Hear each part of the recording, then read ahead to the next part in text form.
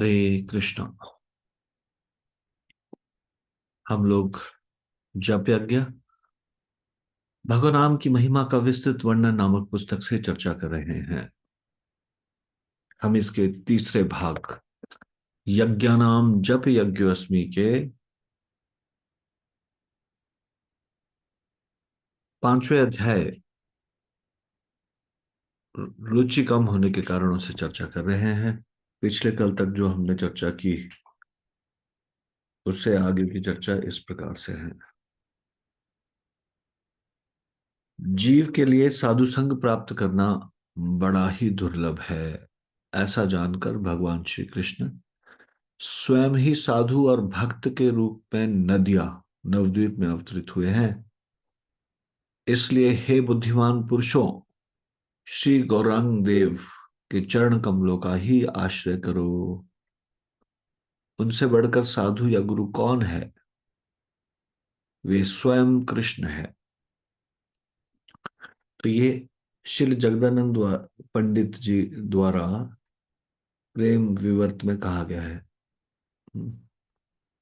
और फिर एक बहुत महत्वपूर्ण इंस्ट्रक्शन इसमें बताया गया है जो महाप्रभु के द्वारा दी गई है।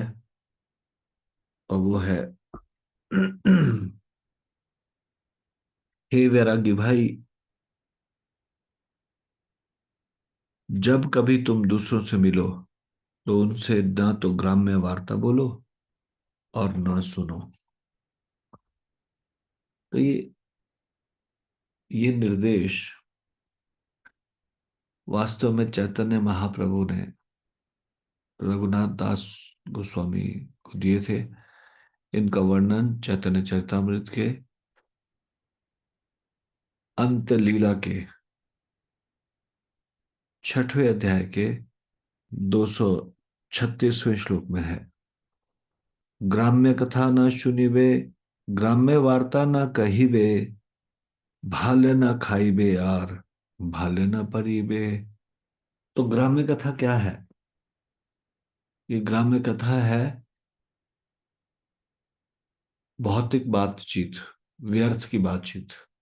हाँ, हाँ, इस व्यक्ति ने ऐसा किया, उस व्यक्ति ने ऐसा किया, या फिर कृष्ण से संबंधित बात ना होकर भौतिक बातों में रुचि लेना। हाँ, फिजूल की बात, व्यर्थ की बात, इसको बताया गया है ग्राम्य कथा। तो यदि हम भक्ति में आगे बढ़ना चाहते हैं तो फिर चैतन्य महाप्रभु बोलते हैं ग्राम्य कथा न सुनिबे। मतलब सामान्य लोगों की संसारिक बातें, सामान्य लोगों की संसारिक बातें, ये है ग्राम्य कथा। ग्राम्य कथा ना सुनिबे मतलब कभी भी लोगों की संसारिक बातों में रुचि मत लो, उसको मत सुनो। ग्राम्य वार्ता न कहिबे, और ना ही सामान्य लोगों की संसारिक बातें कहो। हम्म, क्योंकि ये हृदय से भक्ति को सोख लेगी। जो आप एकत्र करोगे भगवान की भक्ति, तो आपका हृदय में आप अमृत, कृष्ण प्रेम का अमृत एकत्र कर रहे हो भगवान नाम के द्वारा, श्रवण के द्वारा, भगवान की लीलाओं को सुन के, भक्तों की महिमाओं को सुन के ये हृदय सूखना शुरू हो जाएगा। ये अमृत आपने इकट्ठा किया वो आपके हृदय से में टिक नहीं पाएगा। किस कारण से? ग्राम्य कथा के कारण। भक्ति में यदि आगे बढ़ना चाहते हैं तो ग्राम्य कथा न सुनिए और ग्राम्य कथा न कहिए। और इसमें भी सबसे ज्यादा विशेष ध्यान देने की बात यह है कि वैष्णवों की निंदा ना सुनना और वैष्णवों की निंदा ना कहना। हालांकि ग्राम्य कथा में तो विस्तार से और भी चीजें आती है, संसार की बातें, लेकिन इनमें सबसे ज्यादा डेंजरस ये और वैष्णव निंदा होने का कहाँ पे चांस होता है, कहाँ पे अवसर होता है? संसारी लोगों से बात करेंगे फिर वैष्णवों की निंदा नहीं होगी। वैष्णवों के बीच में ही एक वैष्णव के पास किसी दूसरे वैष्णव की चर्चा करना, यदि वो उसका गुणगान नहीं है, यदि जब हम वैष्णव के बारे में चर्चा करते हैं यदि वो उसका गुण नहीं है, तो इसका मतलब उस वैष्णव के विषय में कुछ छिद्रान्वेषण हो सकता है या होगा। तो इससे बचना है। वैष्णवों के प्रति जो छिद्रान्वेषण है उससे बचना है। और यही चीज प्रेम विवर्त में 7वें अध्याय के 10वें श्लोक में भी बताया गया। वैरागी भाई ग्राम्य कथा ना सुनिबे काने, ग्राम्य वार्ता न कहिबे जबे मिलिबे आने। मेरे प्रिय भ्राता, आप जीवन के विरक्त स्तर पर हैं।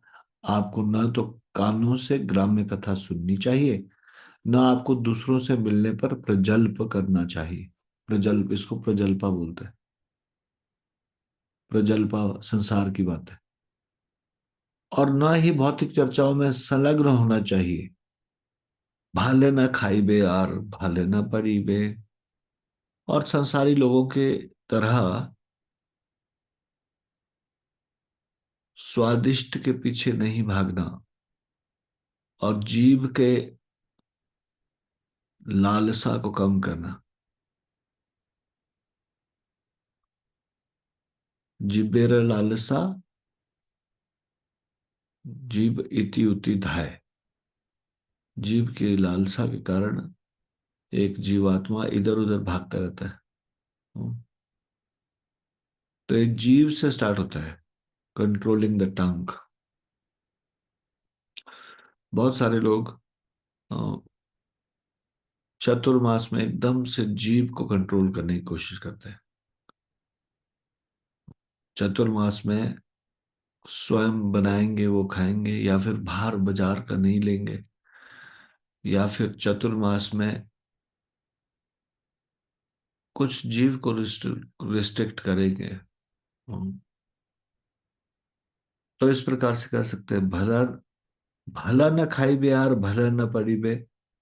और ना ही कोई भौतिक आकर्षण को बढ़ाने वाले इस प्रकार के वस्त्र। Devotee is very very simple. सादा जीवन उच्च विचार। वो विचार से ऊंचा होता है, जीवन में सादगी होती है। हम्म।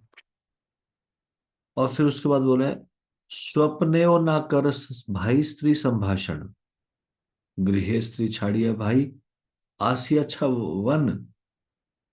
हाँ, प्रेम विवर्त में बताया, स्वप्न में भी स्त्रियों के विषय में ना सोचें। आ, आपने इस प्रण के साथ वैराग्य लिया था कि स्त्रियों की संगति से बचेंगे। यदि गौरचंद्र के चरणों में प्रीति रखना चाहते हो तो स्वप्न में भी स्त्रियों से संभाषण न करो। याद रखो, तुम घर में अपनी स्त्री को छोड़कर यहां भजन करने के लिए आए हो। इस विषय में छोटे हरिदास के प्रति श्रीमद् महाप्रभु का कठोर व्यवहार सर्वदा स्मरण रखना चाहिए। हृदय में सदैव राधा कृष्ण की सेवा करना। यदि चाह प्रणय राखिते गौरांगेर सने, छोट हरिदासेर कथा थाके ये न मने। भाले न खाइबे यार भाले न परिबे, हृदय ते राधा कृष्ण सर्वदा सेविते। सदैव विनम्रता पूर्वक पूर्ण हृदय से श्री श्री राधा कृष्ण की सेवा करें।